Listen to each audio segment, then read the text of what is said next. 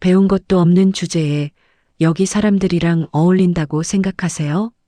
최고급 호텔 연회장, 갓 부장 검사가 된 아들은 자신을 키워준 어머니의 귀에 대고 얼음장처럼 차갑게 속삭였습니다. 며칠 뒤 재벌가 며느리는 한술 더 떴죠. 이 돈 받고 2번 다시 우리 남편 앞에 나타나지 마세요. 주제 파악 좀 하시라고요. 하지만 그 아들과 며느리는 몰랐습니다. 그 배운 것 없는 어머니가 전화 한 통으로 자신들의 목숨줄을 끊어버릴 힘을 가지고 있다는 것을 말이죠.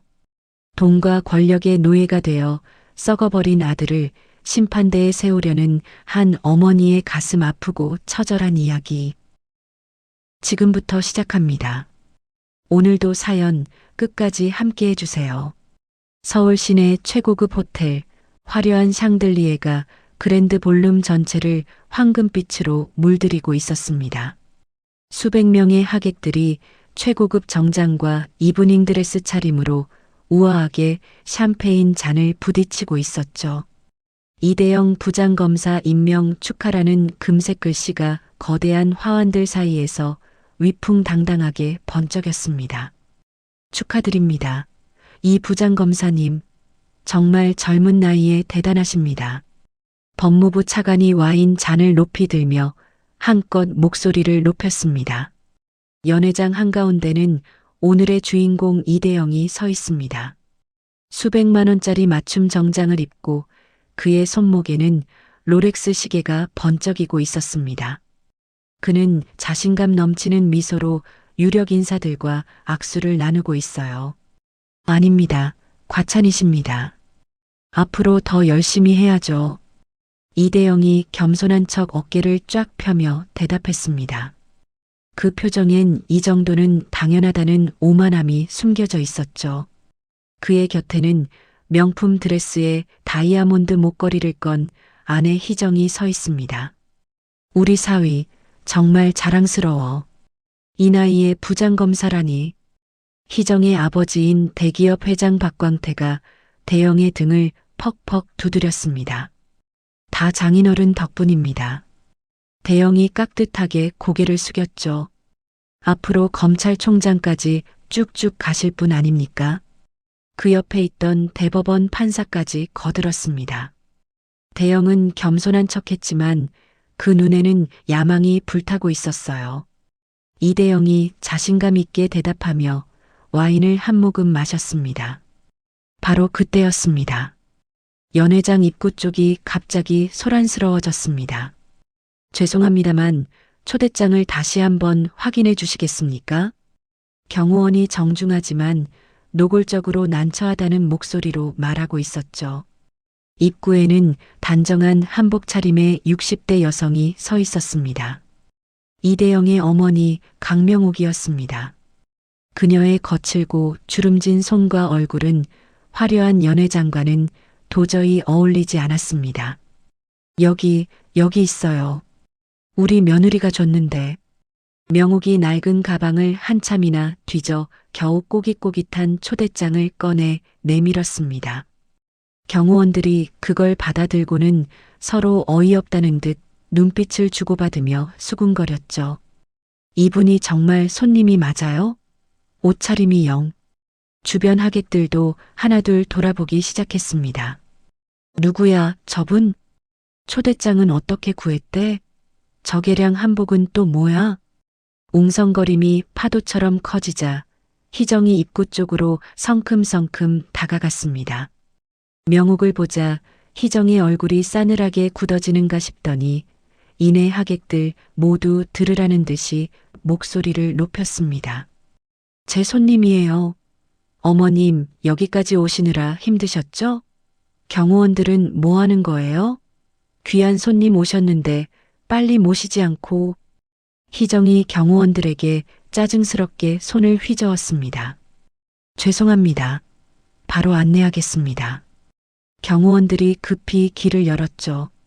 희정의 눈에는 이런 시어머니를 데리고도 내가 남편을 이 자리까지 만들었다는 계산된 만족감이 가득했습니다. 그야말로 연극의 한 장면 같았어요. 모든 시선이 집중되자 이대영과 대화하던 법무부 차관이 고개를 돌렸습니다. 이 부장검사님, 저분은 누구신지요? 차관이 명옥을 턱짓으로 가리키며 호기심 가득한 표정으로 물었습니다. 그 순간 대영의 얼굴이 새하얗게 질려버렸습니다. 와인 잔을 든 손이 파르르 떨리는 게 보였죠. 잠깐 실례하겠습니다. 이대영이 억지로 입꼬리를 올려 미소를 지으며 차관에게 양해를 구했습니다. 그리고는 명옥을 향해 성큼성큼 걸어갔습니다. 하객들의 모든 시선이 그를 따라 움직였죠. 그의 얼굴은 분노와 당혹감으로 일그러져 있었습니다. 어머니, 이대영이 명옥의 바로 앞까지 다가와 다른 사람은 들리지 않게 귀에 대고 속삭였습니다. 그의 목소리는 얼음장처럼 차갑고 날카로웠습니다. 이런 자리에 그 꼴로 오시면 어떡하십니까? 저를 망신 주려고 일부러 오셨어요? 명옥이 눈을 동그랗게 뜨며 아들을 바라봤습니다. 믿을 수 없다는 표정이었죠. 대영아, 아니, 그게 아니고 네가 부장검사 됐다고 해서 그냥 축하해 주려고. 명옥의 입술이 파르르 떨렸습니다. 조용히 하세요. 지금 모든 사람이 어머니만 보고 있습니다. 이대영이 더욱 낮고 위협적인 목소리로 말을 끊었습니다. 배운 것도 없는 주제에 여기 사람들이랑 어울린다고 생각하세요? 더 이상 제 얼굴에 먹칠하지 마시고 제발 좀 가시라고요. 명옥의 얼굴에서 핏기가 싹 가셨습니다. 수백 개의 차가운 시선이 자신에게 꽂히는 것을 느끼며 그 자리에 얼어붙었죠. 이대영이 손짓으로 경호원을 불렀습니다. 이분을 정중하게 밖으로 모셔다 드리세요. 경호원들이 명옥의 팔을 잡으려 하자 명옥이 기어이 소리쳤습니다. 이거 나요. 내 발로 나갈게요. 내가 나가. 명옥이 경호원의 손을 거칠게 뿌리쳤습니다. 그 소리에 연회장 전체가 순간 물 끼얹은 듯 조용해졌습니다. 모든 시선이 명옥에게 다시 한번 집중되었죠. 명옥이 마지막으로 아들을 바라봤지만 대영은 이미 차갑게 등을 돌린 후였습니다. 그는 하객들에게로 돌아가며 언제 그랬냐는 듯 환한 미소를 지었습니다. 죄송합니다. 잠깐 볼 일이 생겨서요. 아, 괜찮습니다. 가족분 일이었나 보군요. 법무부 차관이 눈치껏 말했습니다. 네, 뭐 별일 아닙니다. 이대영이 태연하게 와인 잔을 들었죠. 아내 희정은 저 멀리 초라하게 쫓겨나는 명옥의 뒷모습을 바라보며 승리자처럼 만족스러운 미소를 입꼬리에 걸었습니다. 명옥이 연회장 문을 나서자 차가운 복도 공기가 뺨을 때렸습니다. 엘리베이터 앞에서 잠시 뒤돌아봤지만 문틈으로 들려오는 것은 여전히 화기애애한 웃음소리와 건배 소리뿐이었죠. 택시를 잡기 위해 호텔 밖으로 나온 명옥의 얼굴을 서울의 매서운 밤바람이 스쳤습니다. 어디로 모실까요, 손님? 택시기사가 백미러로 젖은 눈의 명옥을 바라보며 물었습니다. 영동시장으로 가주세요. 명옥의 힘없는 목소리가 차 안을 울렸습니다. 택시가 출발하고 창밖으로 화려한 호텔의 불빛이 점점 멀어져 갔습니다. 아들에게 처참하게 쫓겨났던 그날의 굴욕. 그로부터 사흘이 지났습니다. 명옥은 언제나처럼 재래시장 한 구석, 자신의 생선 좌판 앞에 쪼그리고 앉아 있었습니다. 싱싱한 갈치와 고등어, 조기들이 얼음 위에 가지런히 놓여 있었죠. 명옥은 낡은 앞치마를 두르고 고무장갑을 낀 채 지나가는 손님들을 붙잡고 있었어요. 아줌마, 이 갈치 얼마예요? 한 마리에 5,000원. 물이 좋아서 그냥 가져가도 이득이에요. 싱싱해요. 명옥이 손님에게 은빛 갈치를 번쩍 들어 보이며 억지로 웃었습니다. 좀 비싸네. 아유, 드셔보시면 그런 말 안 나와요. 진짜 좋은 거예요. 바로 그때였습니다. 좁은 시장 골목으로 검은색 고급 세단 한 대가 사람들을 헤치며 천천히 아주 거만하게 들어왔습니다. 벤츠 S클래스였죠. 번쩍이는 차체가 지저분한 시장 바닥과 노골적인 대조를 이뤘습니다. 운전석에서 정장 차림의 운전기사가 황급히 내려 뒷문을 열었습니다. 차에서 내린 것은 희정이었습니다. 수백만 원짜리 명품 코트에 아찔한 하이힐, 목에는 진주 목걸이가, 손목에는 까르띠에 시계가 요란하게 반짝였습니다. 주변 상인들이 어머, 저 사람 누구야? 차 좀 봐, 웬일이래? 하며 모두 고개를 돌려 희정을 바라보기 시작했어요. 희정은 차에서 내리자마자 역한 생선 비린내와 시장 냄새에 명품 손수건으로 코를 틀어막았습니다. 그 표정이 정말 가관이었죠. 어머님, 희정이 명욱의 좌판 앞에 서서 차갑게 불렀습니다. 명욱이 고개를 들었습니다. 화려한 며느리의 등장에 놀라 급히 더러운 고무장갑을 벗으며 일어났습니다. 희정아, 아니 아가. 네가 여긴 어쩐 일로. 어머님, 드릴 말씀이 있어서 왔어요. 희정이 짜증이 가득한 얼굴로 주변을 휙 둘러보았습니다. 구경하는 상인들을 보란 듯이 말이죠. 어머님, 아직도 이런 비린내 나는 데서 장사하세요? 이러시니까 우리 남편 앞길이 꽉 막히는 거 모르세요? 희정이 일부러 시장 사람들이 다 들으라는 듯이 목소리를 높였습니다. 명욱의 얼굴이 하얗게 질렸습니다. 그게 무슨 소리야? 내가 뭘 어쨌다고. 무슨 소리긴요. 부장검사 어머니가 시장 바닥에서 생선 판다고 벌써 법조계에 소문이 쫙 돌았어요. 제 얼굴이 얼마나 뜨거운지 아시냐고요. 희정이 소리를 빽 질렀습니다. 주변 상인들이 웅성거리기 시작했습니다. 어머머, 저분이 그 부장검사 어머님이라고? 세상에, 며느리가 시어머니한테 말하는 것 좀 봐.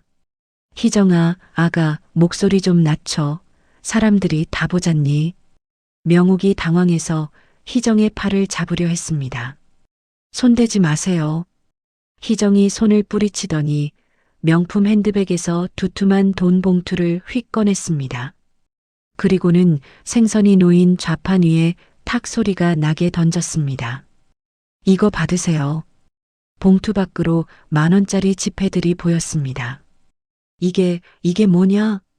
명욱이 좌판 위에 돈 봉투를 바라보며 물었습니다. 이거요? 이 돈 받고 2번 다시 우리 남편 앞에 나타나지 마세요.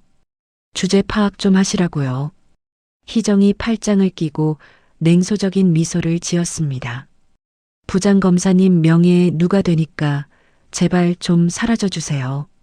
네. 명욱의 손이 파르르 떨리기 시작했습니다. 이게 정말 우리 대영이 뜻이냐? 명욱이 떨리는 목소리로 간신히 물었습니다. 당연하죠. 이건 이 부장검사님의 확고한 뜻입니다. 희정이 확신에 찬 목소리로 대답했습니다. 남편이 직접 말했어요. 어머님 때문에 자기 출세길 막힌다고 이제 그만 인연 끊고 싶다고요. 그 말에 명욱의 눈에서 핏기가 완전히 사라졌습니다. 이 돈이면 어디 조용한 시골 가서 편히 사실 수 있잖아요. 안 그래요? 희정이 만족스러운 표정으로 덧붙였습니다. 어머, 며느리가 시어머니를 돈으로 쫓아내네. 아무리 그래도 저건 너무했다. 주변 상인들의 수군거림이 커졌죠. 명욱이 천천히, 아주 천천히 돈 봉투를 집어들었습니다. 그녀의 얼굴에는 더 이상 슬픔이나 충격이 아니었습니다. 얼음장같이 차가운 분노가 서려 있었어요. 내년 남편이 가진 모든 것의 주인이 누군지 명욱이 낮고 차가운 목소리로 중얼거렸습니다. 뭐라고요? 지금 뭐라고 하셨어요? 잘 안 들리는데. 희정이 귀를 파는 신용을 하며 비웃었습니다. 바로 그 순간이었습니다. 명욱이 그 돈 봉투를 희정의 얼굴을 향해 그대로 던져버렸습니다. 아, 이게 지금 뭐 하는 짓이에요? 미쳤어요?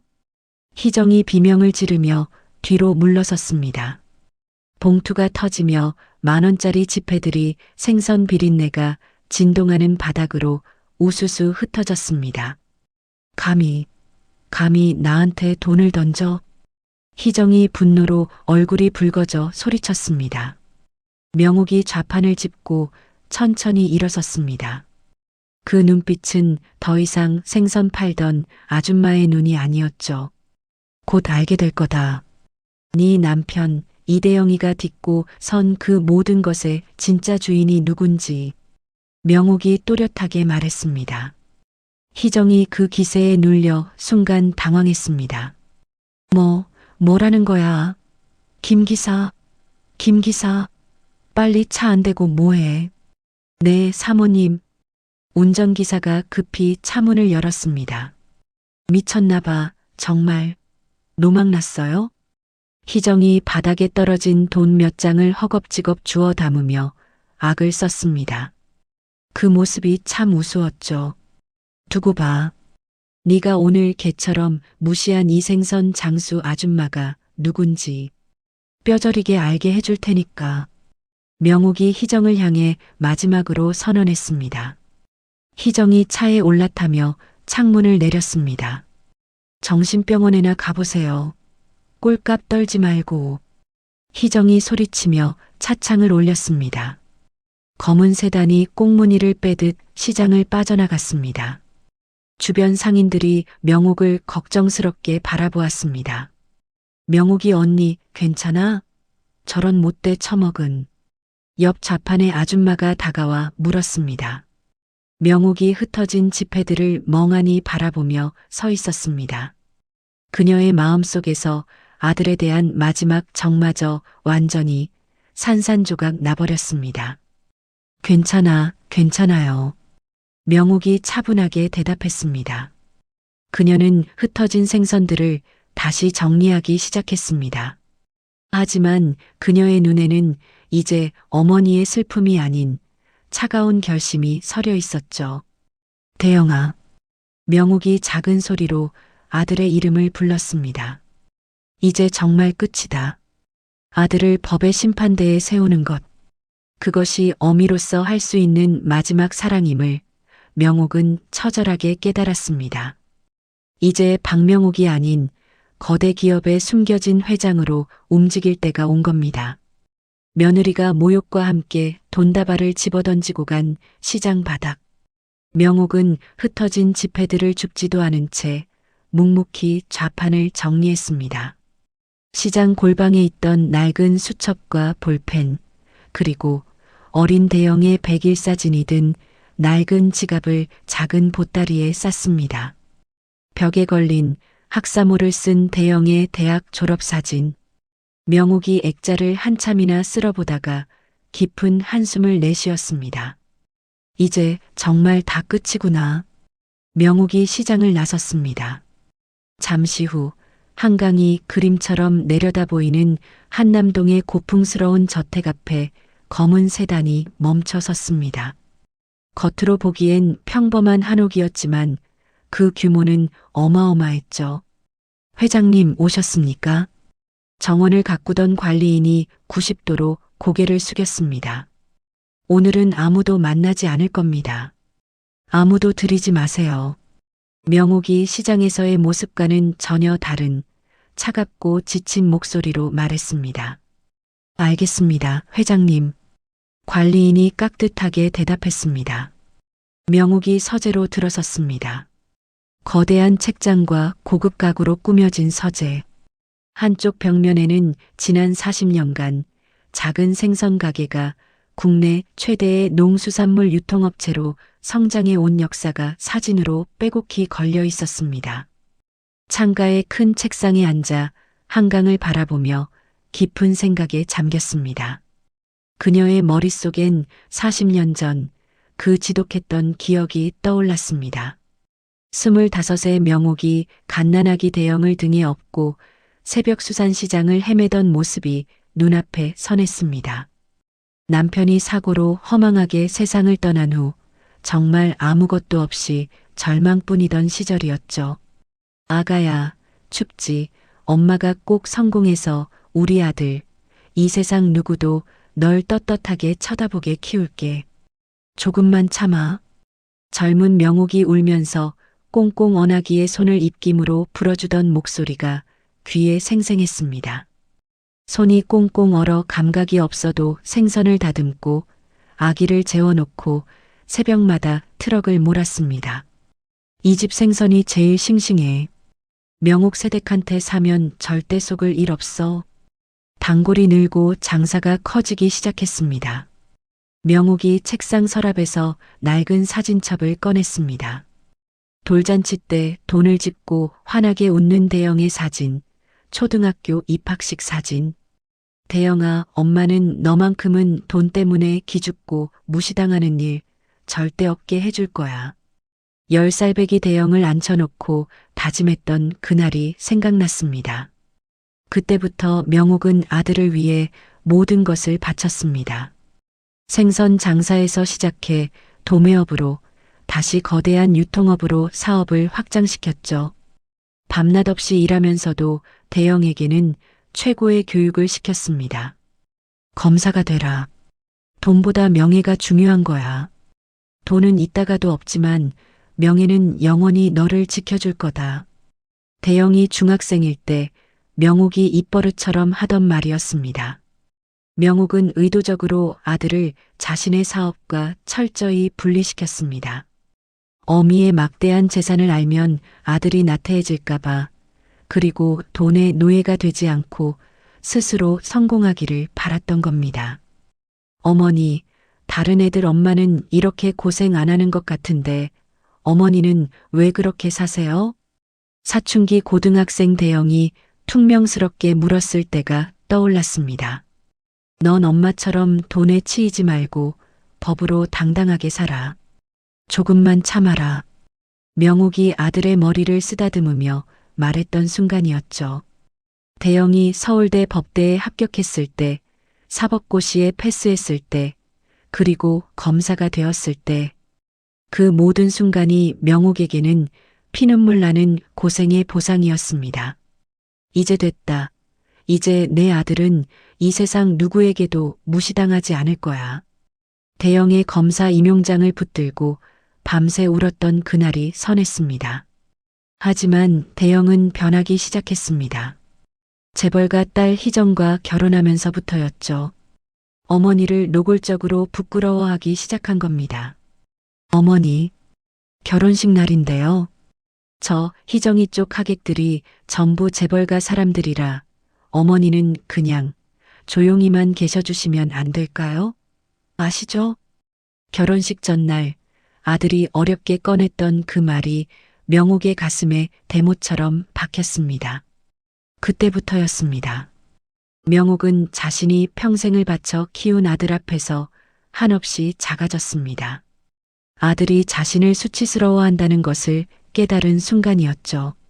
내가 뭘 잘못 키운 걸까? 명옥이 한강을 바라보며 스스로에게 물었습니다. 아들을 위해 모든 것을 바쳤는데 정작 그 아들은 자신의 어머니를 부정하고 있었습니다. 법으로 어려운 사람을 돕고 명예롭게 살라고 가르쳤더니 이제는 돈의 권력에 취해 자신의 어머니를 푼돈으로 짓밟고 있었습니다. 내가 괴물을 만들었구나. 명옥의 눈에서 뜨거운 눈물이 뺨을 타고 흘러내렸습니다. 서재 한쪽 거울에 비친 자신의 모습을 바라보았습니다. 거칠게 트고 주름진 손, 40년 고생이 새겨진 얼굴. 이 모든 게 그렇게 부끄러웠니? 명옥이 거울 속 자신에게 물었습니다. 그때 책상 위에 놓인 회사 서류가 눈에 들어왔습니다. 국내 최대 농수산물 유통그룹 주애신 유통 대표이사 회장 박명옥. 그녀의 이름이 선명하게 적힌 명패였습니다. 40년 동안 내가 이룬 이 모든 것이 너희들이 던진 푼돈만큼도 못하다고? 명옥의 목소리에 분노가 섞이기 시작했습니다. 그래, 내가 완전히 잘못 키웠어. 명옥이 주먹을 꽉 쥐었습니다. 네가 무시하고 내쫓은 생선 장수 엄마는 오늘 죽었다. 대영아. 명옥이 마지막 눈물을 닦아냈습니다. 이제 네가 마주할 사람은 해신유통 회장 박명옥이야. 어머니로서의 마지막 사랑은 괴물이 된 아들을 법의 심판대에 세워 바로잡는 것이라 결심했습니다. 명옥의 눈빛이 얼음장처럼 차갑게 변하며 책상 위에 전화기를 집어들었습니다. 어머니 박명옥이 해신유통 회장으로 돌아가 복수의 칼날을 갈고 있던 바로 그 시각. 아들 이대영은 그야말로 권력의 정점에 취해 있었습니다. 부장검사 임명 후 한 달, 그는 검찰청에서도 가장 힘이 세다는 특수부 부장검사 자리에 앉아 있었습니다.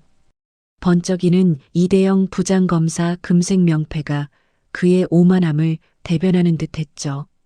이야, 이 부장님. 축하드립니다.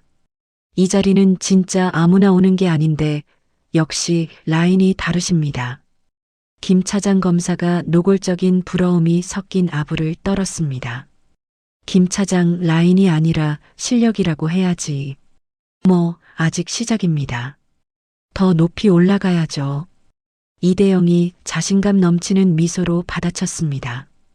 그 눈빛에는 너 따위와는 급이 다르다는 경멸이 스쳤습니다. 바로 그때 비서가 다급하게 문을 두드리고 들어왔습니다. 부장님, 방금 사건이 배당되었는데요. 뭔데 그렇게 호들갑이야? 이대영이 서류를 받아들며 귀찮다는 듯 물었습니다. 네, 대한종합금융회장의 수천억대 금융 비리 의혹 건입니다. 비서가 긴장으로 침을 꿀꺽 삼키며 말했습니다. 이대영의 손이 순간 멈칫했습니다. 대한종합금융. 그건 바로 장인어른, 희정의 아버지가 운영하는 그룹의 핵심 계열사였습니다. 이 사건을 우리 부서에서 맡는다고? 검찰총장님께서 이대영 부장검사라면 믿을 수 있다시며 직접 지시하셨습니다. 이대영이 서류를 꼼꼼히 살펴보았습니다. 내용은 심각했습니다. 장인이 계열사 대출 과정에서 수천억 원을 부정하게 빼돌렸다는 빼도 박도 못할 의혹이었죠. 이대영의 입꼬리가 미세하게 올라갔습니다. 위기이자 기회였습니다. 알겠어. 총장님께는 법과 원칙에 따라 철저하게 수사하겠다고 전해. 그는 너무나 태연하게 말했습니다. 그날 저녁 이대영은 한남동의 최고급 일식집, 아무도 들을 수 없는 비밀스러운 방에서 장인을 만났습니다. 이 서방, 이게 어떻게 된 일인가? 내가 지금 밥이 안 넘어가. 밥이. 박광태가 사색이 되어 대영에게 쏘아붙였습니다. 장인어른 진정하십시오. 대영이 최고급 사케를 따르며 여유롭게 말했습니다. 진정하게 생겼나? 지금 언론에서도 냄새를 맡고. 장인어른, 이 사건 지금 누가 맡고 있는지 아십니까? 대영이 술잔을 들며 장인의 눈을 똑바로 바라봤습니다. 바로 접니다. 장인어른의 사위, 이대영이가 직접 맡고 있습니다. 걱정 마시라는 뜻입니다. 오, 그래, 역시 내 사위야. 제가 알아서 정리하겠습니다. 핵심 증거가 뭔지, 누가 입을 열지 제가 다 파악하고 있으니까요. 그 후 몇 주간 이대영은 교묘하게 수사를 조작하기 시작했습니다.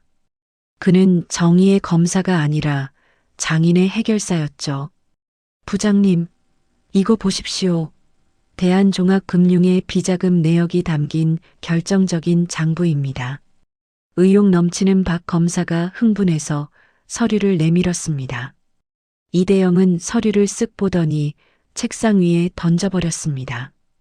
박 검사, 이게 증거가 된다고 생각해? 이런 건 법정 가면 휴지 조각이야. 증거 능력이 부족해. 네.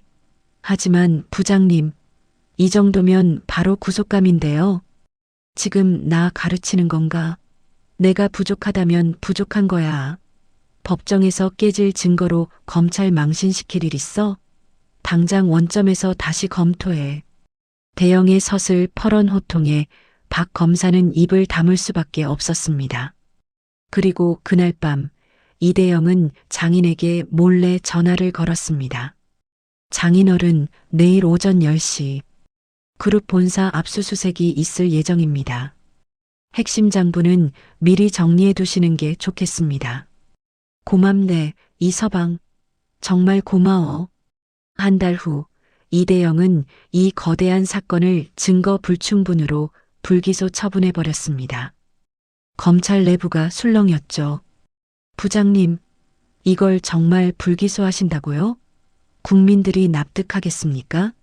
증거가 이렇게나 많은데. 김 차장 검사가 이번에는 진심으로 의문을 표했습니다.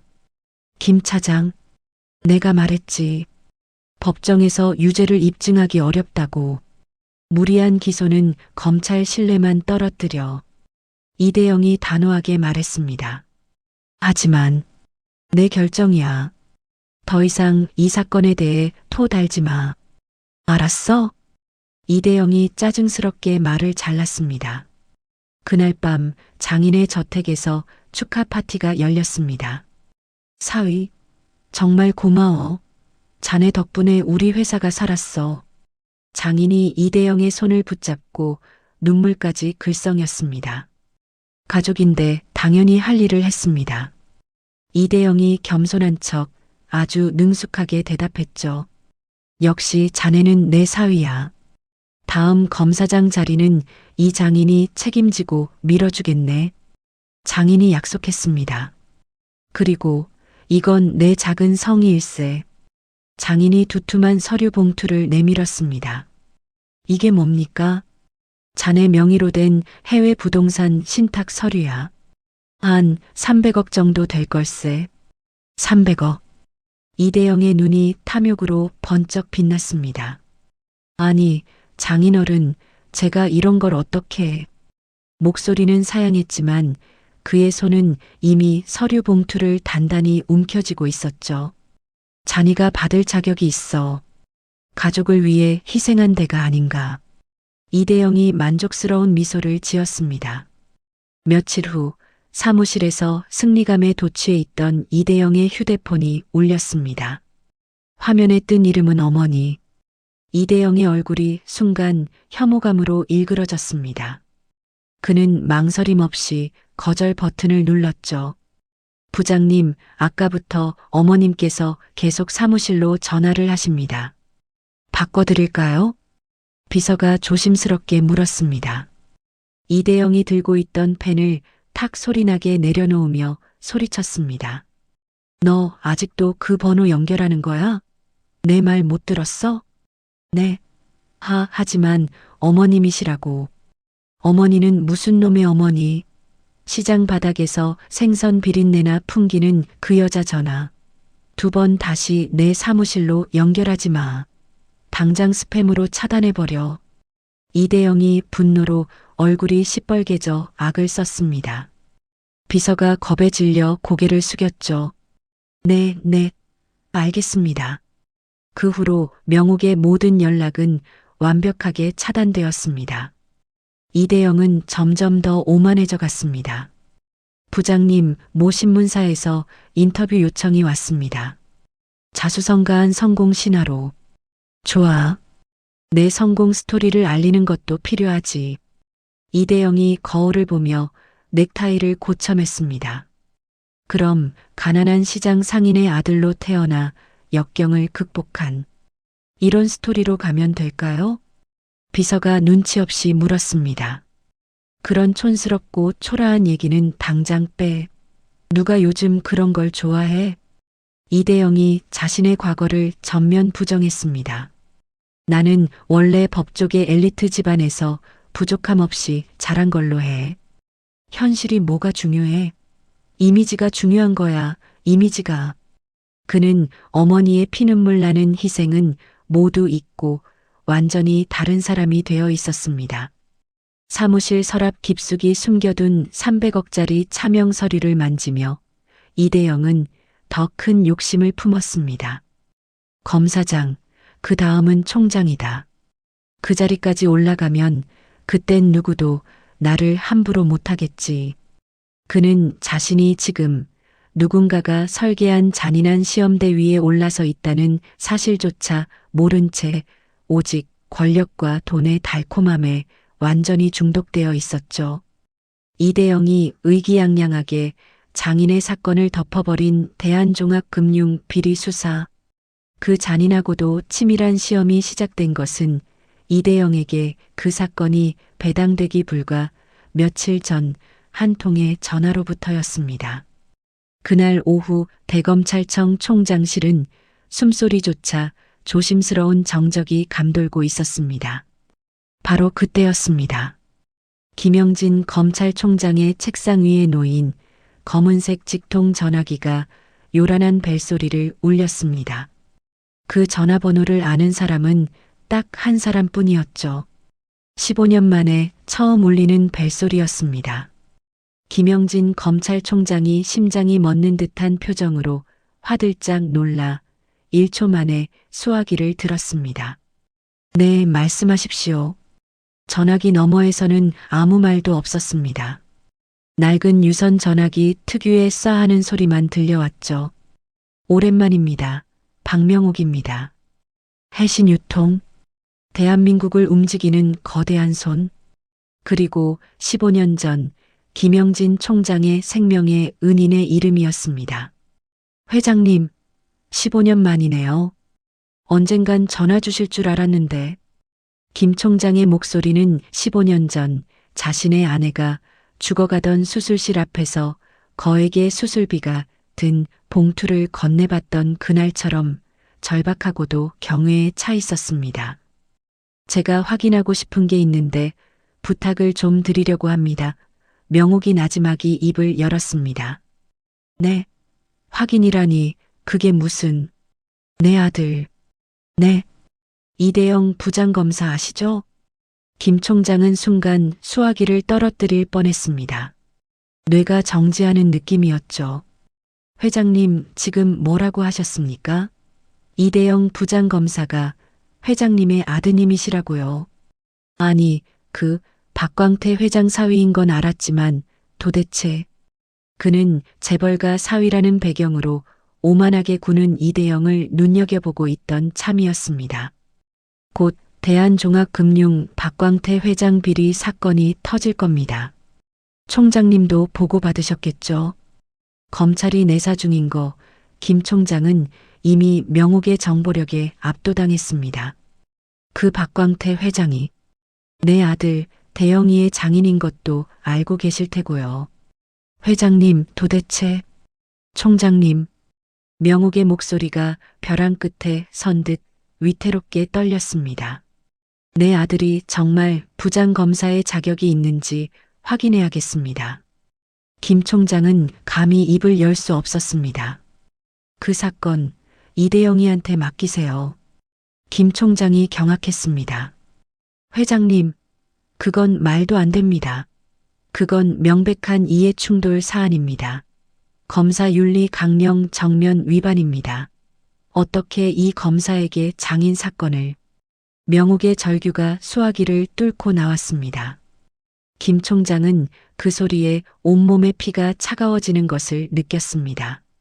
총장님, 그 아이가 이 사건을 공정하게 수사하지 않는다면 총장님이 그 아이의 검사 옷을 벗겨주세요. 김 총장은 눈을 감았습니다. 수화기 너머로 어미의 피눈물 나는 오열이 들려왔습니다. 이것은 아들을 벼랑 끝 시험대로 모는 어미의 가장 잔인하고도 슬픈 도박이었죠. 그는 박명옥이라는 사람이 어떤 원칙과 철학으로 살아왔는지 뼈저리게 알고 있었습니다. 알겠습니다, 회장님. 김 총장의 목소리는 무겁게 가라앉았습니다. 회장님의 뜻대로 이대영 부장검사에게 그 사건을 배당하겠습니다. 전화가 끊기고 며칠 뒤 김 총장은 비서실장을 불렀습니다. 대한종합금융사건, 특수부 이대영 부장한테 배당하게. 네, 총장님. 그건 이 부장 장인 회사라. 비서실장이 기겁하며 말했습니다. 알고 있네. 김 총장이 창밖을 보며 차갑게 말했습니다. 시끄럽고 그냥 배당해. 그리고 이렇게 전하게. 총장이 이 부장검사를 특별히 신임해서 맡기는 사건이라고. 한 글자도 틀리지 말고 정확히 그렇게 전해. 그는 그 사건이 어머니의 마지막 심판인 줄도 모르고 그는 기꺼이 그 덫으로 걸어 들어간 것이죠. 그리고 이대영이 장인의 비리 사건에 대해 증거 불충분 불기소 처분을 내리고 그 결정 보고서가 총장 책상 위에 올라온 바로 그 순간 대검찰청 총장실 김영진 총장의 얼굴은 깊은 고뇌로 굳어 있었습니다. 그는 책상 위에 놓인 먹물도 채 마르지 않은 불기소 결정 보고서를 싸늘하게 응시했습니다. 결국 괴물이 되는 길을 택했구나. 김 총장은 며칠 전 15년 만에 걸려왔던 박명옥 회장과의 피눈물 섞인 통화 내용을 떠올렸습니다. 자신의 어머니가 제 아들을 확인하기 위해 던졌던 마지막 시험대. 그 잔인한 시험에서 이대영은 한치의 망설임도 없이 오답을 선택했습니다. 검사로서의 양심 대신 재벌가의 사위라는 달콤함을 택한 것입니다. 김 총장은 이대영이 유능하지만 오만하다는 것을 알고 있었습니다. 재벌가 사위가 된 후 부쩍 거만해진 것도 눈여겨보고 있었죠. 하지만 그가 그 썩어버린 검사가 15년 전 죽어가던 자신의 아내를 살려준 박명옥 회장의 하나뿐인 피눈물 같은 아들일 줄은 몰랐습니다. 회장님, 어쩌자고 이 늙은이에게 이리도 가혹하고 무거운 짐을 주십니까? 김 총장은 무거운 한숨을 내쉬었습니다. 그러나 더 이상 망설일 시간은 없었습니다. 그는 박명옥 회장에게 한 약속을 지켜야 했습니다. 그것은 은혜를 갚는 길이자 검찰 조직의 수장으로서의 책무였죠. 그의 눈빛은 더 이상 온화한 법조인의 그것이 아니었습니다. 그는 책상 위 인터폰 버튼을 망설임 없이 아주 강하게 눌렀습니다. 박철민 감찰부장, 지금 당장 내 사무실로 들어오게. 다른 사람 아무도 들이지 말고 자네 혼자만. 그의 목소리는 얼음장처럼 차갑고 단호했습니다. 같은 시각 한남동 저택의 서재. 명옥은 이미 아들의 불기소 처분 소식을 실시간으로 보고받은 후였습니다. 해신유통의 정보망은 검찰 내부보다 빨랐으니까요. 그녀는 텅 빈 서재에 홀로 앉아 있었습니다. 석양조차 이미 넘어가 버린 어둠이 내린 한강을 멍하니 바라보고 있었죠. 총장에게 전화를 거는 순간까지 해신유통 회장 박명옥이었던 그녀는 아들이 시험에서 최종 탈락했다는 보고를 받은 이 순간 가슴이 찢어지고 피를 토하는 심정의 어미로 돌아와 있었습니다. 명옥이 시장 골방에서 유일하게 챙겨온 것. 바로 대영의 빛바랜 대학 졸업사진 액자였습니다. 대영아, 내 아들. 그녀의 어깨가 40년 세월의 무게를 이기지 못한 듯 가늘게 떨리기 시작했습니다. 그녀의 눈에서 그토록 참아왔던 뜨거운 눈물이 쏟아져 내렸습니다. 그것은 자신이 그토록 지키려 했던 아들이 제 손으로 마지막 기회마저 걷어차고 스스로 괴물이 되는 길을 선택했다는 사실에 대한 처절한 슬픔이었습니다. 네가 어쩌자고 그 길을 택했단 말이냐. 마지막 기회였는데. 명옥은 졸업사진을 가슴에 품은 채 소리 없이 눈물만 흘렸습니다. 그녀의 오열은 뜨거운 분노나 죄책감이 아닌 모든 것이 돌이킬 수 없이 끝나버렸다는 차가운 절망이었습니다. 그녀는 눈물을 닦아내며 액자를 책상 위에 다시 내려놓았습니다. 그녀는 이미 알고 있었습니다. 이 처절한 단죄만이 괴물이 된 아들을 구할 유일한 그리고 마지막 길이라는 것을. 한편 바로 그 시각 이대영은 장인에게 전화를 걸고 있었습니다. 하하, 장인어른, 총장님께 불기소 보고서 올렸는데 아무 말 없으십니다. 계획대로 잘 되었으니 걱정하지 않으셔도 됩니다. 이대영은 최고급 가죽 의자에 몸을 파묻고 두 발을 책상 위에 거만하게 올린 채 샴페인을 터뜨리고 있었습니다. 그리고 같은 시각 박광태 회장의 호화로운 한남동 저택서재에선 박광태가 대영의 전화를 끊고 만족스러운 미소를 지으며 딸 희정에게 와인을 따라주고 있었죠. 하하, 우리 딸, 한 잔 받아라. 오늘 밤은 아주 다리 뻗고 편하게 자겠다. 박광태 회장이 수천만 원을 호가하는 로만의 콩티 와인을 희정의 잔에 콸콸 따랐습니다. 그의 얼굴은 불기소 처분 소식에 그간의 근심이 싹 가시고 만족감으로 번들거렸습니다. 아빠, 정말 축하드려요. 이제 정말 다 끝난 거죠? 그동안 제 가슴이 얼마나 조마조마했다고요. 희정이 우아하게 잔을 받으며 교태 섞인 웃음을 지었습니다. 끝나다마다 증거 불충분이야. 이서방이 아주 일처리가 기가 막혀. 군뱅이도 구르는 재주가 있다더니 아주 쓸모가 있어. 박광태가 이대영을 사위가 아닌 쓸만한 도구로 취급하며 말했습니다. 당연하죠. 제 남편인데.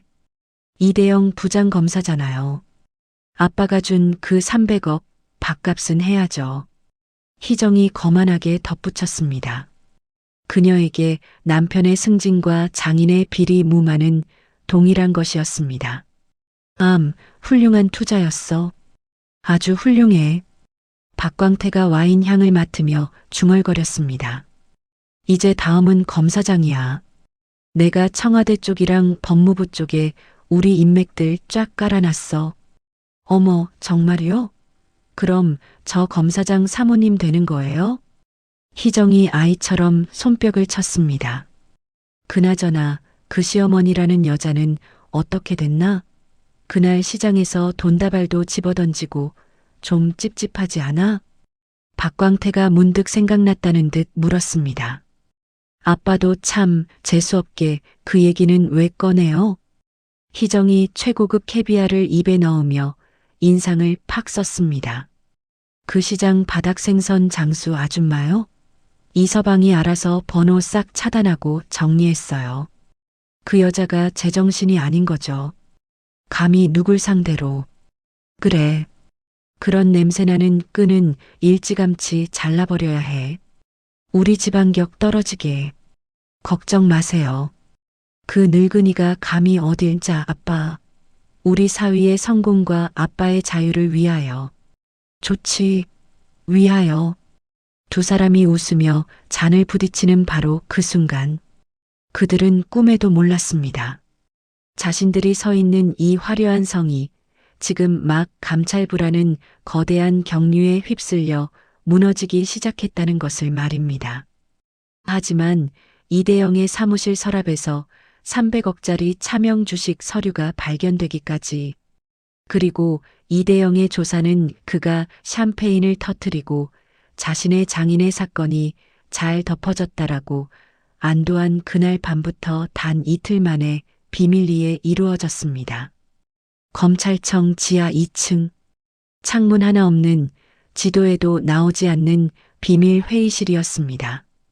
이곳은 오직 검찰 내부의 가장 썩어 문드러진 환부를 도려낼 때만 사용되는 그야말로 특별감찰 전용 공간이었죠. 특별감찰팀 전용. 그 붉은 경고판이 유난히 섬뜩한 빛을 뿜어내고 있었습니다. 감찰 수석 박철민이 5명의 최정예 수사관을 앞에 두고 섰습니다. 그의 얼굴은 얼음장처럼 차갑고 비장했습니다. 다들 알다시피 우린 지금부터 딱 이틀간 유령이 되어야 한다. 박철민 검사가 방안을 둘러보며 말했습니다. 여기서 먹고 자는 거다.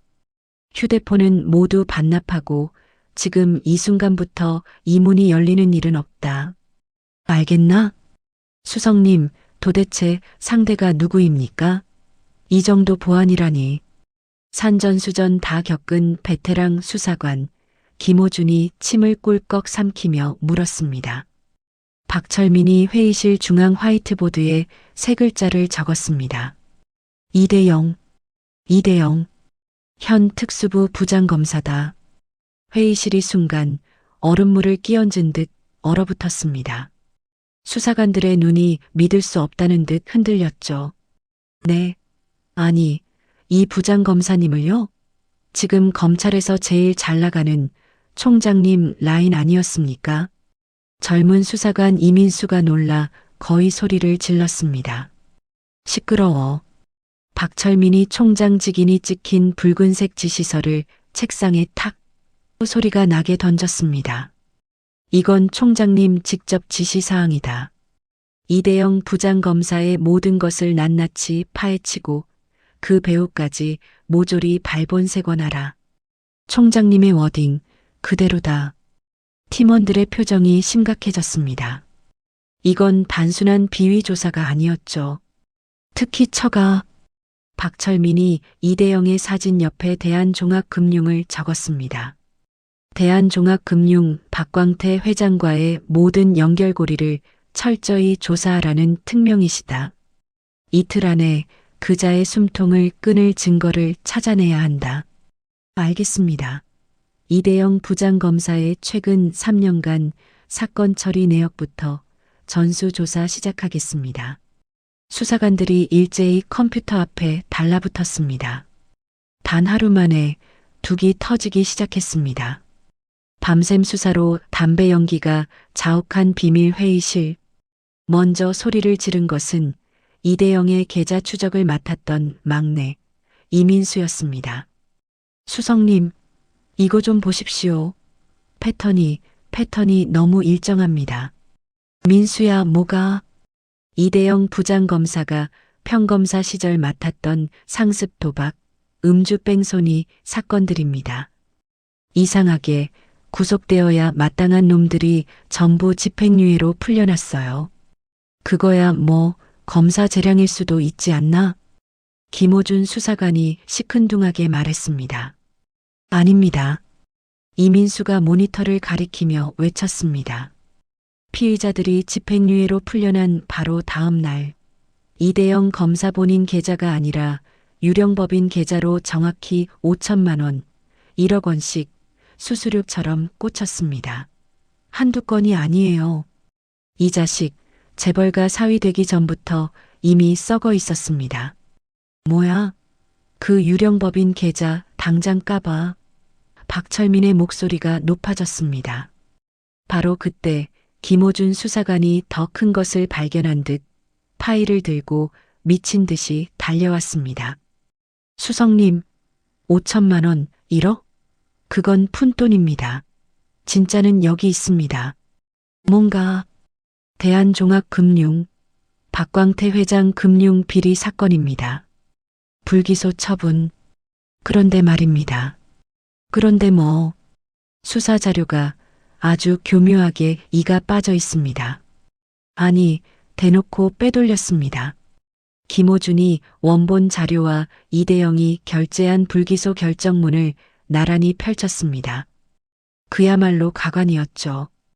은행 거래 내역서, 핵심 회계장부, 결정적인 내부 고발자 녹취록까지 전부 증거 능력 부족이라는 빨간 줄이 그어져 있습니다. 박철민의 표정이 흉흉하게 굳어졌습니다.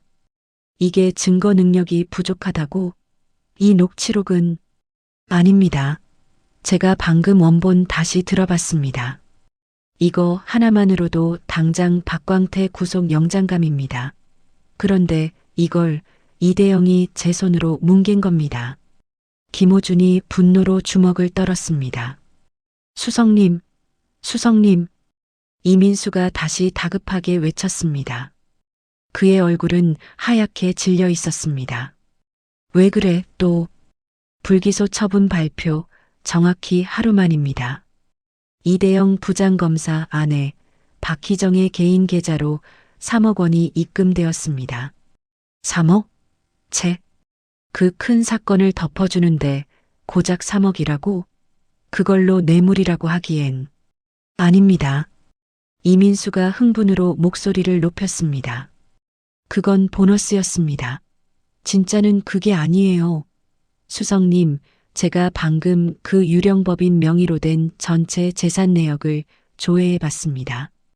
회의실의 모든 움직임이 멈췄습니다. 박철민이 나지막이 물었습니다. 결과가 뭐지? 이민수가 마른 침을 삼키며 모니터를 가리켰습니다. 수석님, 이 법인 명의로 대한종합금융계열사 주식이 300억 원어치 잡힙니다. 300억. 회의실이 다시 한번 얼어붙었습니다. 3억이 아니라 300억. 단위가 달랐죠. 이 자식 5천만 원 1억씩 받다가 장인 만나고 스케일이 달라졌구만. 박철민이 실소를 터뜨렸습니다. 김호준이 다급하게 물었습니다. 그 주식 어떻게 들어왔는지 당장 경로 추적해. 했습니다. 이 주식 매매 형식이 아닙니다. 이민수가 키보드를 두드렸습니다. 불기소 처분 바로 다음 날 박광태 회장 개인 명의에서 이 유령법인으로 증여 형식으로 이전되었습니다. 미친놈. 박철민이 주먹을 쥐었습니다. 이건 빼도 박도 못하는 완벽한 뇌물이다. 3억을 현금으로 받고 300억을 주식으로 받았다. 이 법인은 애초에 이 뇌물을 받기 위해 만든 페이퍼 컴퍼니야. 박철민이 즉시 총장실 직통 전화를 들었습니다. 그의 손은 분노로 떨리고 있었습니다. 총장님, 박철민입니다. 찾았나? 김 총장의 목소리는 이미 모든 것을 알고 있는 듯 낮고 침착했습니다. 네. 괴물을 잡았습니다.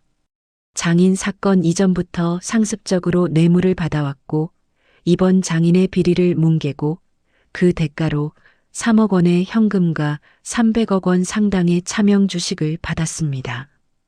물증 완벽합니다. 30분 후 총장실. 김 총장이 박철민이 가져온 증거 서류들을 꼼꼼히 넘겼습니다. 한 장 한 장 넘길 때마다 그의 표정은 더 싸늘하게 굳어갔습니다. 이 정도면 체포영장 발부에 문제없겠군네. 차고 넘칩니다, 총장님. 좋아. 지금이 몇 시인가? 새벽 4시 30분입니다. 좋아. 오늘 오전 9시 동시 압수수색을 실시한다. 김 총장이 결단을 내렸습니다. 대상은 이대영 부장검사 자택, 그리고 여기 검찰청 사무실, 동시에 대한종합금융본사까지. 총장님, 언론이 내가 직접 판사에게 영장을 받아내겠다. 언론 노출 절대 안 돼. 이번 작전은 극비로 진행한다. 보안에 실패하면 자네 옷 벗을 각오해. 알겠습니다. 박철민이 깍듯하게 격려했습니다. 그리고 박수석. 김 총장이 창밖의 어둠을 바라보며 말했습니다. 법과 원칙대로만 하게.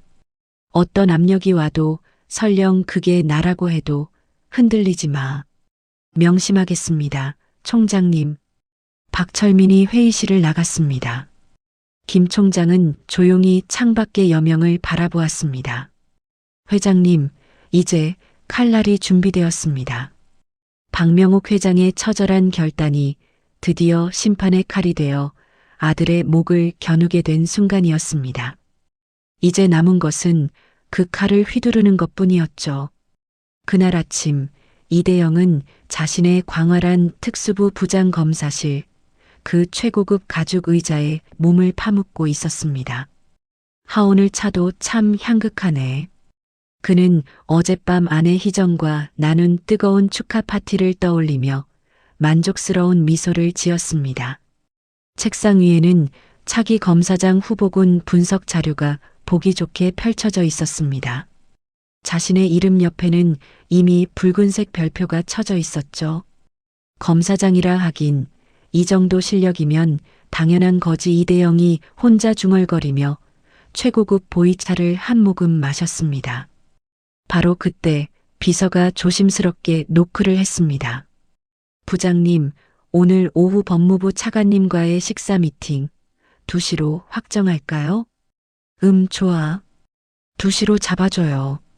슬슬 윗분들한테도 인사를 다녀야지. 이대영이 달력을 보며 아주 여유롭게 대답했습니다. 비서가 알겠습니다 하고 문을 닫으려던 바로 그 순간 쾅! 사무실 문이 벽에 부딪힐 기세로 거칠게 열렸습니다. 이대영과 비서가 동시에 경악하며 문 쪽을 바라봤습니다. 문 앞에는 감찰 수석 박철민이, 그 뒤로 5명의 굳은 표정의 감찰부 수사관들이 서 있었습니다. 그들의 살기등등한 기세에 사무실 공기가 순식간에 얼어붙었죠. 뭐야? 지금 여기가 어딘 줄 알고 함부로 문을 열어. 이대영이 의자에서 벌떡 일어나며 경로했습니다. 감히 자신의 성역에 노크도 없이 들어온 것에 대한 분노였죠. 실례합니다. 이대영 부장검사님. 박철민이 한치의 표정 변화도 없이 이대영의 책상 앞으로 성큼성큼 걸어왔습니다. 대검찰청 감찰부입니다. 압수수색 영장입니다. 박철민이 파란색 표지의 영장을 이대영의 눈앞에 내밀며 차갑게 말했습니다. 압수수색? 지금 장난해. 감히 이 특수부장실을. 이대영이 헛웃음을 터뜨리며 영장을 낚아챘습니다. 아무리 감찰부라도 그렇지 선우를 가려야 할 거 아니야. 나한테 미리 연락도 없이 이따위로 쳐들어와? 이게 무슨 무례한. 이대영의 목소리가 갑자기 멈췄습니다. 그의 손이 파르르 떨리기 시작했죠. 영장을 받아들고 조롱하려던 그의 눈이 영장 맨 하단에 찍힌 선명한 직인에 고정되었습니다. 검찰총장 김영진. 이게 뭐야? 이대영이 떨리는 목소리로 중얼거렸습니다. 핏기가 순식간에 가시는 소리가 들리는 듯 했습니다. 총장님이 왜? 보시는 그대로입니다. 김영진 총장님의 직접 지시사항입니다. 박철민이 단호하게 말했습니다. 무슨 오해가 있는 거야?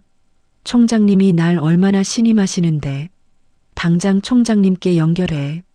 이건 모함이야. 이대영이 당황하며 소리쳤습니다. 궁금하신 건 나중에 총장님께 직접 물어보시죠. 박철민이 손짓하자 수사관들이 일제히 사무실 곳곳으로 흩어져 압수수색을 시작했습니다. 컴퓨터 하드디스크 전부 압수합니다.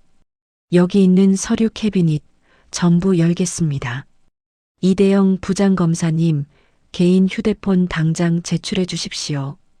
이것들 나 만지지 마. 이대영이 어쩔 줄 몰라 하며 휴대폰을 빼앗기듯 내주었습니다. 복도에서 다른 검사들과 직원들이 웅성거리며 구경하기 시작했습니다. 특수부장실이 감찰부에 의해 털리는 검찰 역사상 전무후무한 광경이었죠. 이 부장실 아니야? 무슨 일이야? 세상에 감찰부잖아. 압수수색이래. 설마 이 부장검사가? 이대영의 얼굴이 하얗게 질리다 못해 퍼렇게 변했습니다. 그는 떨리는 손으로 자신의 가장 강력한 방패막이에게 전화를 걸었습니다. 장인 박광태 회장이었죠. 잠깐, 장인어른께 전화 한 통만. 이대영이 급히 사무실 전화기를 집어들었습니다. 여보세요. 회장님, 장인어른, 지금 검찰에서. 하지만 수화기 너머로 들려오는 것은 차가운 기계음뿐이었습니다. 뚜뚜 고객님의 전화기가 꺼져 있어. 꺼져 있다고? 이 시간에? 아니, 회장님 전화는 절대 안 꺼지는데 이상하네. 이대영이 불안감에 휩싸여 다시 전화를 걸었지만 결과는 같았습니다. 새벽 6시 동시 압수수색으로 장인 역시 이미 감찰부의 손에 들어갔다는 사실을 그는 까맣게 몰랐으니까요. 불안감이 목을 조여오자 이대영은 마지막 동아줄을 잡는 심정으로 검찰총장 비서실로 전화를 걸었습니다. 여보세요. 나 특수부 이대영인데 총장님과 긴급히 통화해야겠어. 당장? 평소라면 깍듯이 부장님 하던 비서의 목소리가 믿을 수 없을 만큼 차갑고 공식적이었습니다. 죄송합니다. 총장님께서는 지금 중요한 회의 중이시라 그 어떤 분과도 연결이 불가능합니다. 나 이대영이라고. 총장님이 특별히 신임하는 이대영 부장검사라고 하면 바로 연결해 주실 거야. 죄송합니다. 어떤 분이시든 연결 불가라는 총장님의 확고한 지시가 있으셨습니다. 그럼 언제쯤 통화가 가능한데요? 알 수 없습니다. 딸깍. 비서가 망설임 없이 전화를 끊어버렸습니다. 이대영의 마음에 차가운 공포가 스며들기 시작했습니다.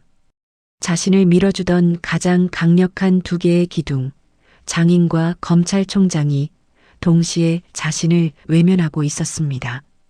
이대영 부장검사님 박철민이 다가와 그의 책상 서랍을 열었습니다. 그리고 그 안에서 300억짜리 차명 주식 서류를 발견하고는 조용히 이대영을 바라봤습니다. 이제 동행해 주셔야겠습니다. 박철민이 품에서 차가운 금속 물체, 수갑을 꺼내며 말했습니다. 동행? 체포한다는 거야? 나를, 감히. 이대영이 경악하며 뒤로 물러섰습니다. 네. 박철민이 그의 손목을 거칠게 낚아챘습니다. 특정범죄가중처벌법상 뇌물수수 및 직권남용 혐의로 현 시간부로 긴급 체포합니다. 철컥하는 소리와 함께 이대영의 손목에 수갑이 채워졌습니다. 복도에 모인 검찰 직원들은 이제 수십 명으로 불어나 있었습니다. 평소 이대영에게 부장님 하며 아부했던 후배 검사들도 멀찍이 서서 경멸과 호기심이 뒤섞인 눈으로 이 광경을 구경만 하고 있었습니다. 여러분, 이건 오해입니다. 이건 함정이야. 내가 뭘 잘못했다고. 이대영이 복도의 사람들을 향해 절규했습니다. 하지만 아무도 그를 도우려 하지 않았습니다. 오히려 뒤에서 수군거리는 소리만 날카롭게 들려왔습니다. 어머, 꼴 좀 봐. 평소에 그렇게 거만하게 굴더니 재벌 사위라고 우리한테 갑질하던 게 엊그제 같은데. 꼴 좋다. 나 이 손 놓으라고. 내가 누군 줄 알고. 수사관들이 이대영의 양팔을 잡고 질질 끌다시피 복도로 끌어냈습니다. 그가 어제까지 위풍당당하게 걸어다니던 그 복도를 이제는 수갑을 찬 죄인의 모습으로 끌려나가고 있었습니다. 부장검사님, 한 후배 검사가 안타까운 듯 중얼거리자 옆에 선배 검사가 팔꿈치로 툭 치며 제지했습니다. 조용히 해. 너도 같이 연루되고 싶어? 눈치 챙겨. 엘리베이터 문이 닫히며 절규하는 이대영의 모습이 완전히 사라졌습니다. 화려했던 이대영 부장검사의 세계가 단 10분 만에 무너져 내린 순간이었습니다. 그의 텅 빈 사무실에서는 수사관들이 상자에 증거물들을 담고 있었습니다. 책상 위에 놓여있던 차기 검사장 후보군 분석 자료가 열린 문으로 들어온 바람에 날려 바닥에 초라하게 떨어졌습니다. 이대영의 오만하고 위풍당당했던 가면이 그렇게 완전히 벗겨져 버렸죠. 현직 부장검사가 뇌물수수 혐의로 긴급 체포되는 초유의 사태가 벌어지고 그렇게 지옥 같은 일주일이 흘렀습니다. 차가운 구치소의 접견실, 회색 콘크리트 벽과 두꺼운 아크릴 차단벽이 이대영의 현재 위치를 적나라하게 보여주고 있었습니다. 한때 대한민국 최고 엘리트 검사였던 그는 이제 이름 대신 번호로 불리는 779번일 뿐이었죠. 일주일간의 강도 높은 조사로 그의 얼굴은 수척해질 대로 수척해졌습니다. 평소에 그 오만하고 날카롭던 기색은 온데간데 없이 사라져 있었어요. 779번 이대영. 접견이다. 교도관이 차가운 목소리로 호명했습니다. 그 소리에 텅 비어있던 이대영의 눈에 희미한 빛이 돌아왔습니다. 누굽니까? 변호사입니까? 누가 왔나요? 장인어른, 아니면 아내 희정. 그들만이 자신을 이 지옥에서 꺼내줄 유일한 희망이었죠. 변호사라고 하던데. 역시 이대영의 얼굴이 순간 환해졌습니다. 드디어 장인어른께서 움직이시는구나.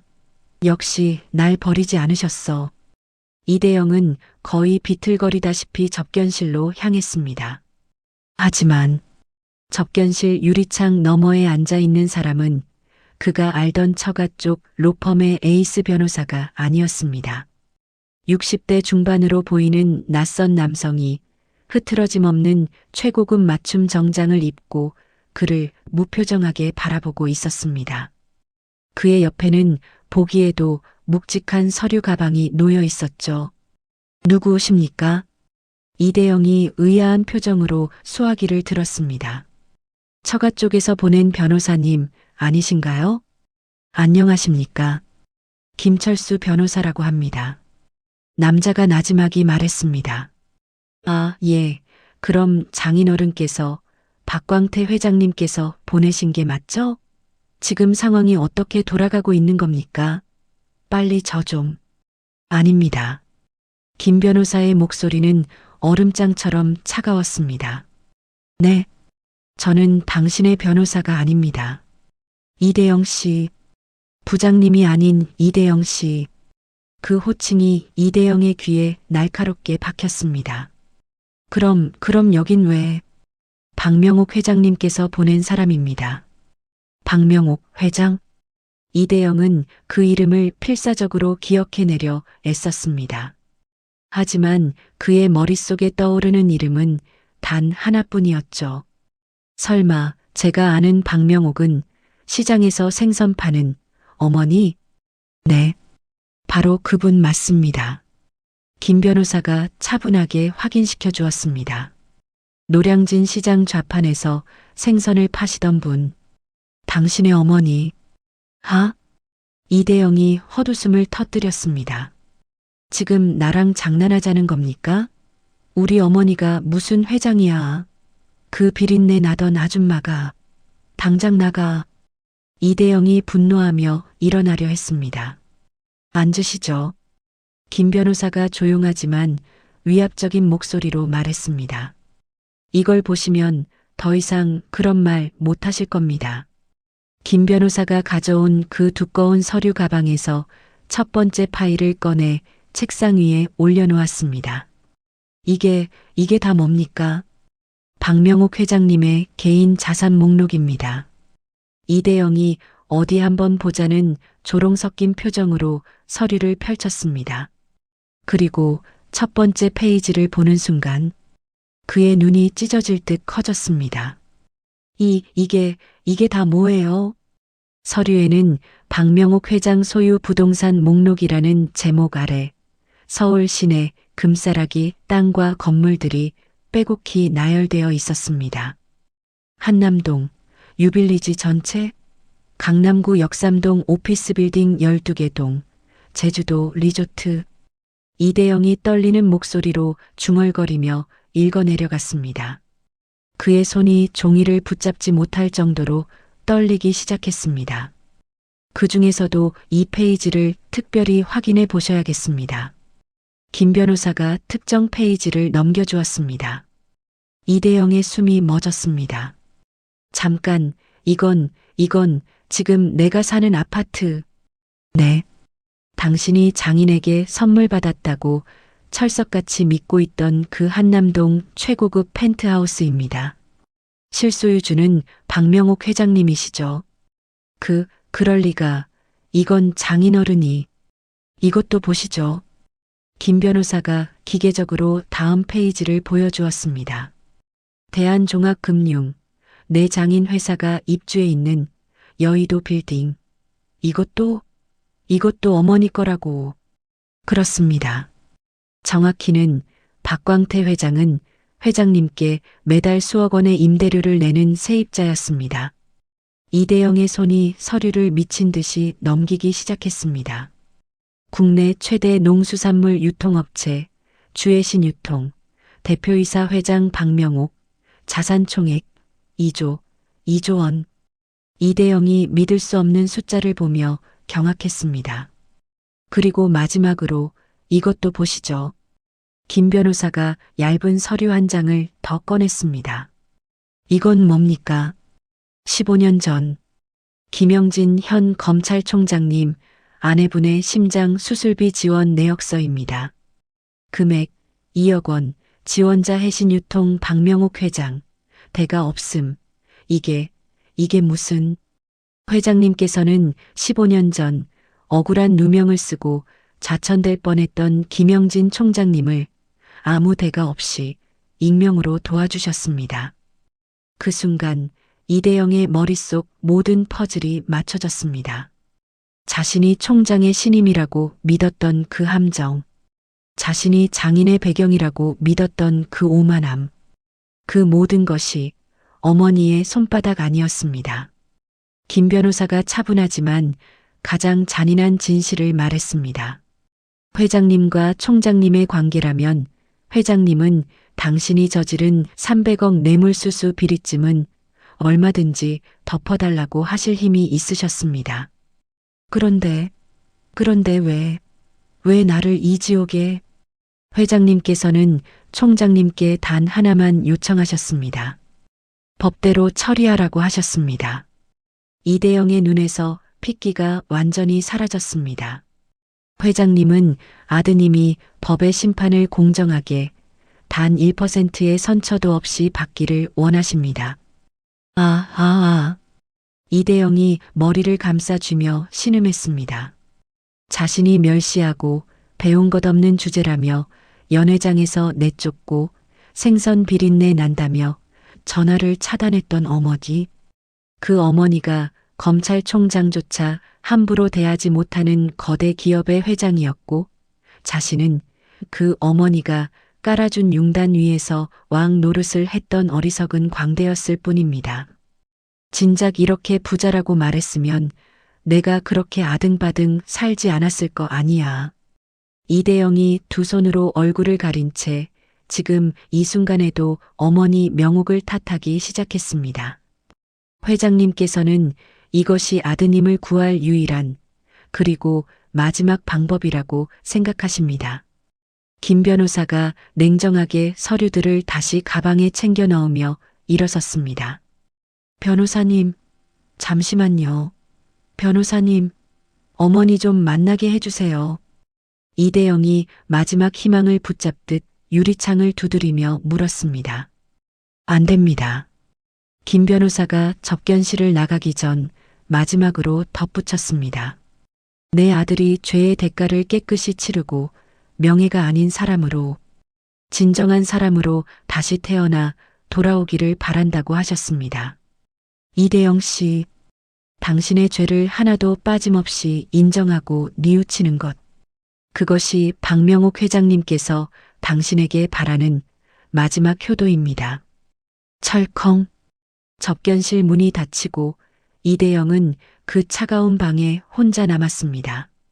3년이라는 시간이 흘렀습니다. 그 3년은 부장검사 이대영이 죽고 죄수 779번이 태어나는 시간이었습니다.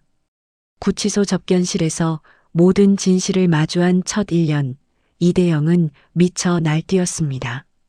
그는 어머니를 원망했습니다. 진작 부자라고 말했으면 내가 왜 이렇게까지 아등바등 살았겠어. 감히 아들을 이 지옥에 쳐넣어? 내 돈, 내 2조 원. 그는 어머니가 보낸 변호사에게 소리쳤던 것처럼 자신의 죄를 뉘우치기보다 모든 것을 빼앗긴 분노로 어머니를 탓하기 바빴죠. 하지만 철저히 혼자가 되어버린 감옥 안에서의 시간이 1년, 2년이 지나자 그 지독했던 오만함과 껍데기뿐인 엘리트 의식도 서서히 부서져 내리기 시작했습니다. 그를 사위라 부르던 장인 박광태 회장은 감형을 받기 위해 그에게 모든 죄를 뒤집어 씌우려 했고 사랑하는 희정은 그가 가진 것이 아무것도 없다는 것을 알게 되자마자 매정하게 돌아섰습니다. 그는 깨달았습니다. 자신을 이서방 부장검사님이라 부르며 300억의 달콤한 뇌물을 안겨준 사람들은 결국 자신을 감옥에 쳐넣은 공범자에 불과했다는 것을요. 하지만 생선 비린내 난다며 자신이 그토록 경멸하고 내쫓았던 어머니는 막대한 재산을 가졌으면서도 40년간 시장 바닥에서 일하며 아들에게 돈이 아닌 명예를 가르치려 했다는 것을. 가장 뼈아픈 진실은 어머니가 자신을 얼마든지 구해줄 수 있었음에도 불구하고 법대로 심판대에 세웠다는 것이었습니다. 그것이 어머니의 변호사가 전한 마지막 말, 진정한 사람으로 다시 태어나라는, 어미가 아들의 썩은 살을 도려내는 피눈물 나는 마지막 사랑이었음을. 이대영은 3년의 시간 동안 뼈가 깎이는 고통으로 비로소 그 진실을 깨닫고 있었습니다. 그리고 햇살이 눈이 부셨던 청량한 가을날, 3년의 형기를 마친 이대영이 드디어 세상 밖으로 나오는 날이었습니다. 서울구치소의 육중한 철문이 끼익 소리를 내며 열리고 이대영이 초라한 모습으로 걸어 나왔습니다. 햇빛이 눈부시다는 듯 그는 손으로 얼굴을 가렸습니다. 한때 수백만 원짜리 명품 정장과 반짝이는 구두만 고집하던 그의 몸에는 이제 몸에 맞지도 않는 낡은 회색 운동복 한 벌이 전부였습니다. 그 오만하고 날카롭던 부장검사의 눈빛은 3년간의 수감 생활로 완전히 도끼가 빠져 공허하게 변해 있었습니다. 그를 마중 나온 사람은 아무도 없었죠. 아니, 예상했던 일입니다. 그는 구치소 앞 버스 정류장 벤치에 멍하니 앉아 출소 직전 건네받은 누런 봉투 하나를 뜯어보았습니다. 얇은 서류 몇 장. 바로 아내 희정에게서 온 이혼 소장이었습니다. 이혼 사유 배우자 이대영의 중대한 범죄 특정 범죄 가중처벌법상 뇌물수수로 인한 혼인관계의 파탄. 대영이 그 글자들을 천천히 읽어내리다 푹하고 쓴웃음을 지었습니다. 아, 그래. 당연하지. 이게 맞지. 그는 소장을 다시 봉투에 구겨 넣었습니다. 300억 뇌물을 받던 순간 이미 이 관계는 끝난 것이었습니다. 모든 것이 사라졌다는 것을 실감했습니다. 며칠 후 대영은 수소문 끝에 서울 변두리의 한 낡은 건물을 찾아왔습니다. 재단법인 희망 장학재단 무료 급식소. 김 변호사에게 들었던 어머니가 전 재산을 기부하고 남은 돈으로 운영한다는 바로 그곳이었습니다. 건물은 낡았지만 믿을 수 없을 만큼 깨끗하게 관리되고 있었어요. 입구에는 따뜻한 밥 한 끼, 누구나 환영합니다라는 현수막이 걸려 있었습니다. 대영이 망설이다가 천천히 안으로 들어섰습니다. 와, 맛있다. 할머니, 저 고기 반찬 더 주세요. 급식소 안은 밖의 적막함과는 달리 아이들의 왁자지껄한 웃음소리로 가득했습니다. 그리고 저기 거대한 밥솥 앞에 어머니 박명옥이 있었습니다. 흰 앞치마를 두른 그녀가 아이들의 식판에 따뜻한 밥을 퍼주고 있었습니다. 오냐, 우리 강아지.